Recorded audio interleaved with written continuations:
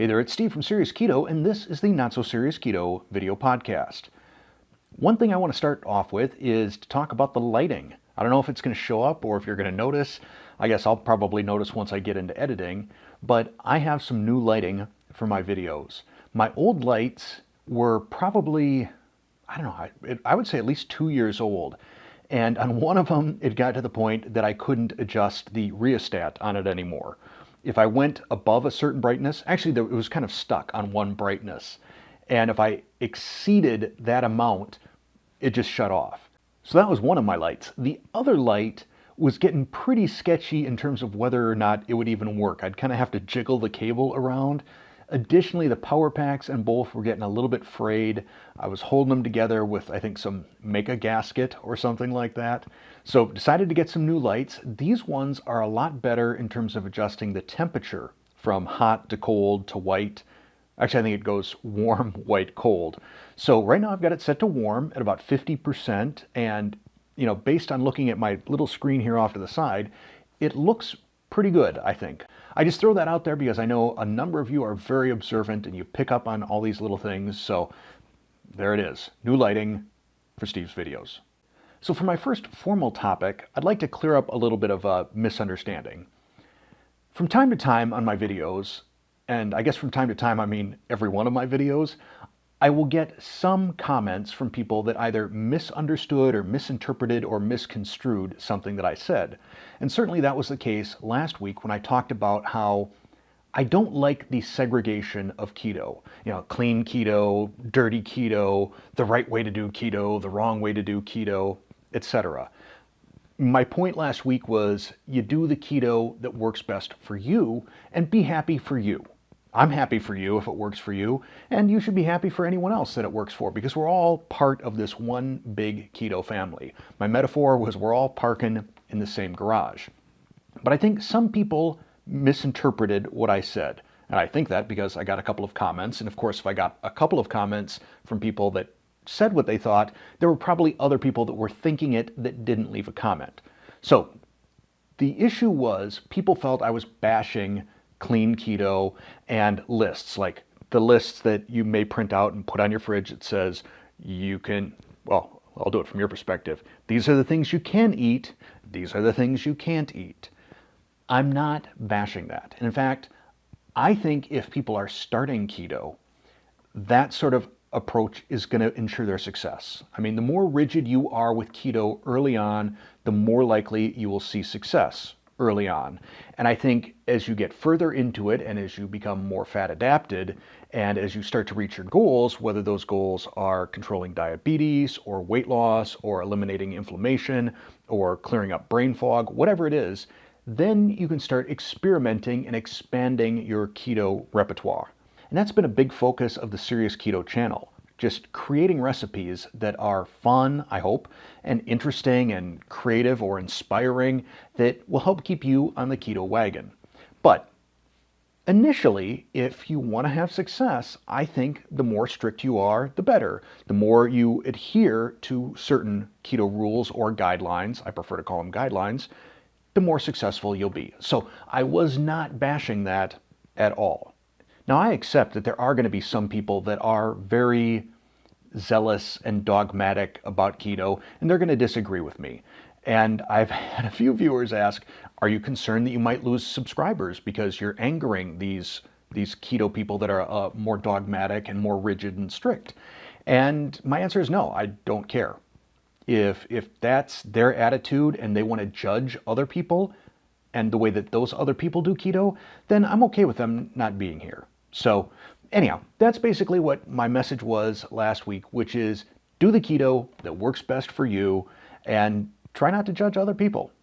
Along those lines, one of the places where I do see a bit of judgment that goes on is anytime I review a keto product. I get people that are just opposed to any prepackaged keto food. Oh, that's processed and, you should eat natural food and that sort of thing. In my mind, that's very similar to the people that judge other people's keto. I would love to see a little bit more empathy from people understanding that different people may have different circumstances. Now, I personally love to cook. If I had the opportunity, I would cook every meal that I ever have. The problem is sometimes I'm on the go, sometimes I'm tired, sometimes I'm not in the mood, and I want the convenience of some prepackaged keto food. I still shade a lot more towards the cooking side of things than the convenience side of things, but that's because my lifestyle supports it.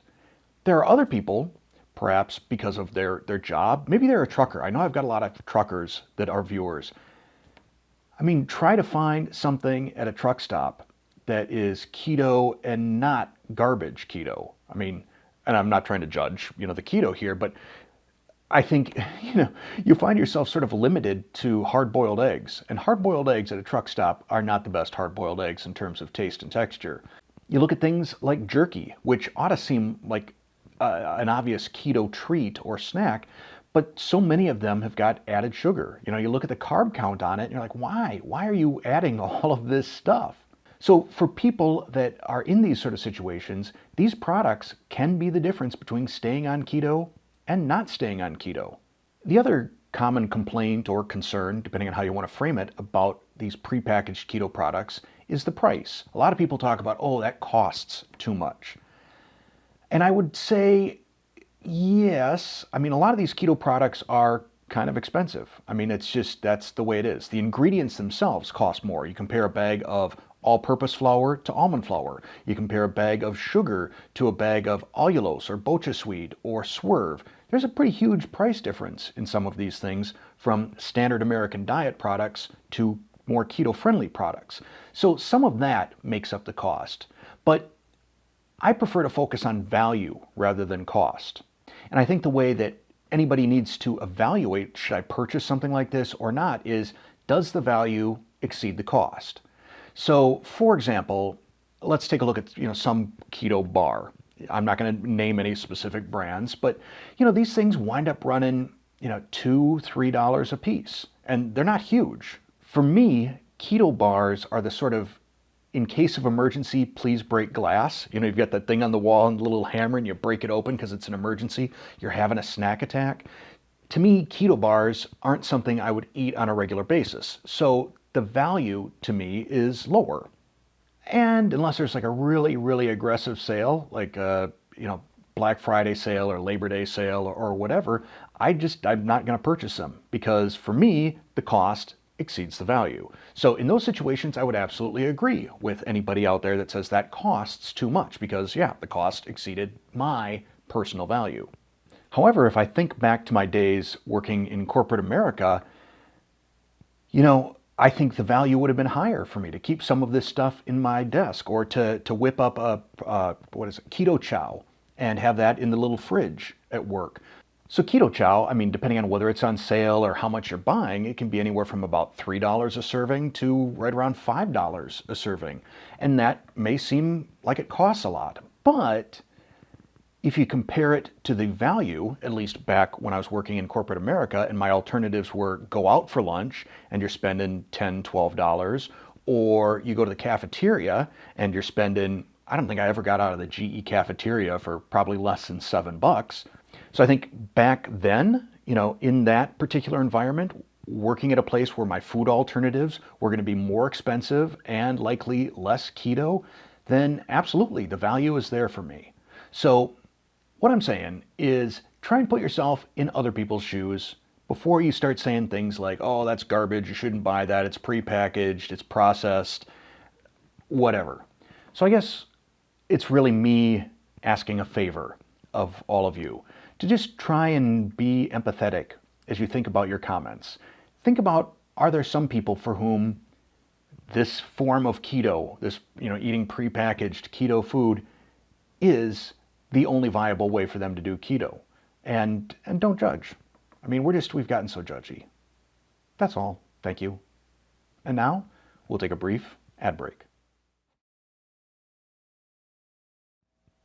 So sort of segueing off the ad break, provided you saw an ad break right there, one of the things I've talked about periodically on previous videos is doing promos.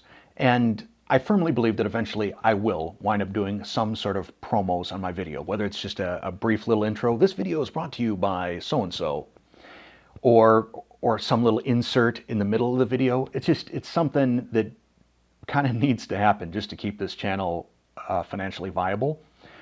But I am going to be very selective about it. And I have had some weird ones in the past couple of weeks. I had a jewelry company approach me and say that they wanted to sponsor the podcast. And I said, that doesn't make sense. This is not a jewelry sort of a podcast.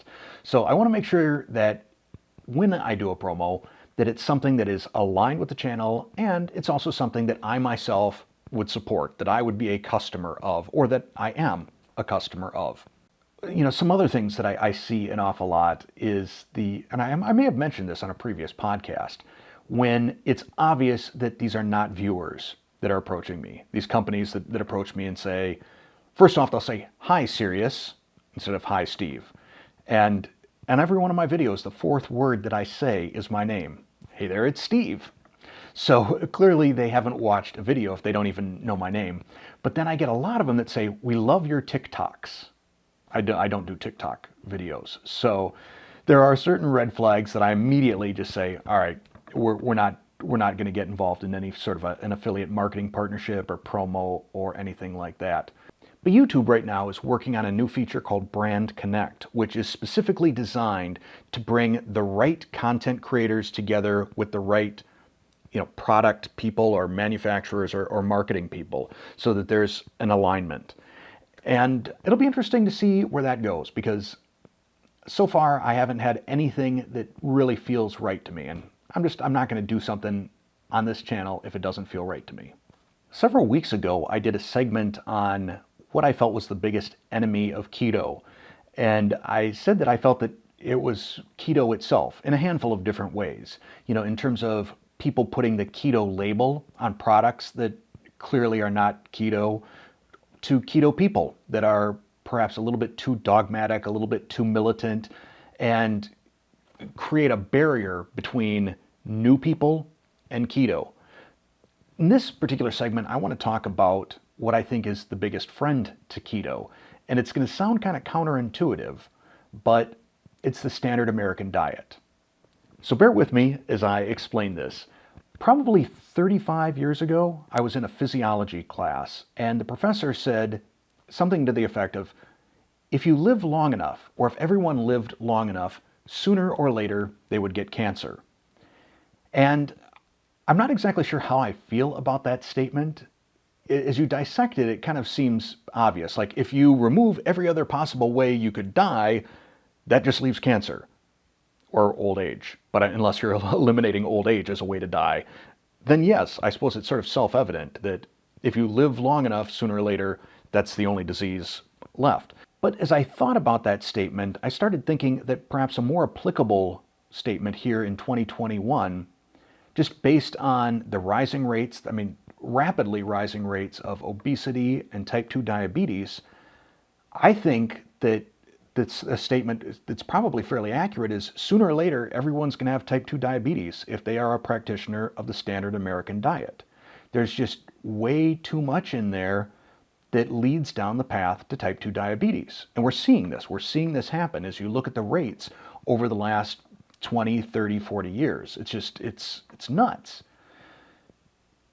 My hope then is that is going to start turning more and more people onto keto or low carb, some variation of it. When they start seeing that controlling your blood sugar, controlling your insulin is the answer, I hope we get them on board. Now, it would be great if these people would come onto keto before their health starts to deteriorate. And certainly that's my hope with my wife. I think that I can get her to go keto, especially once Connor and Jaden and Colton move out. I think once we're empty nesters, it's going to be a pretty easy putt for me to get her onto keto. And for any of you that are getting alarmed that I'm talking about my wife, she and we've had this conversation. I make keto food and she's like, "Oh, this is great." She recognizes that there are certain things she eats and drinks that she shouldn't, that are just high sugar and just trash, this sort of Pepsi, for example. And it's tough for me to watch because I love her dearly, and I know that what she's doing, and I've told her what she's doing, is going to eventually affect her. And, sadly, she's got a little bit of a cavalier attitude about it. But like I said, I think when it's just her and me, because she likes what I cook, I can just sort of ease her into keto that way. And I know based on the comments that I've received from a number of you that you also struggle with family members that are continuing to eat non-keto, they're eating the standard American diet. I would love to hear if any of you have employed any strategies that you found to be especially successful converting some of those people, friends, family, coworkers, etc., over to keto before their health is the thing that converts them. So let me know down in the comments below. The last topic I want to cover before I wrap up this podcast is my replies to comments. So I've mentioned this in the past. I get a lot of comments. I got a lot of emails. I get a lot of direct messages every day. Minimum a couple of hundred. Some days, if I've just released a video, it could be 500 or more. And I go through and I read them all. But sometimes, especially when I've got several hundred comments that I need to go through, I just don't have the time to give a reply to all of them. And oftentimes my replies can be fairly short, just because I've got a lot of them. What I want you to know is if you ever get a short reply from me, please don't assume that it's terse or that I'm irritated with you or I'm angry or being sarcastic or something like that. Very often I'll go back and I'll look at some of my replies and I'm like, oh man, I could see how someone might misread this. So frame yourself in that Steve is just busy. He's doing his best to reply to everybody. I'm not angry. I can't even remember the last time I was angry. So my replies, if they're short, it's a matter of speed, nothing else. And very often I will go back and I will do some sort of an edit to them, either expand my answer a little bit or make sure I've got a smiley face in there or a little wink or something like that so that you know that I'm not upset, I'm not irritated, anything like that. I guess one thing I would ask though, if you leave comments, especially if there are questions embedded in there, paragraph breaks, please. If I have to use the scroll bar on my screen to read through your entire comment, there's a good chance that I'm not going to reply because I got to try and figure out where is the question in here, what exactly are you asking, and so on. So again, this could be favor number 2 for Steve this week and going forward. Paragraph breaks. I love them. They help me out immensely and they increase the likelihood that I'll understand and answer your question. And that is going to be it for this video podcast. As always, I thank you for watching or listening.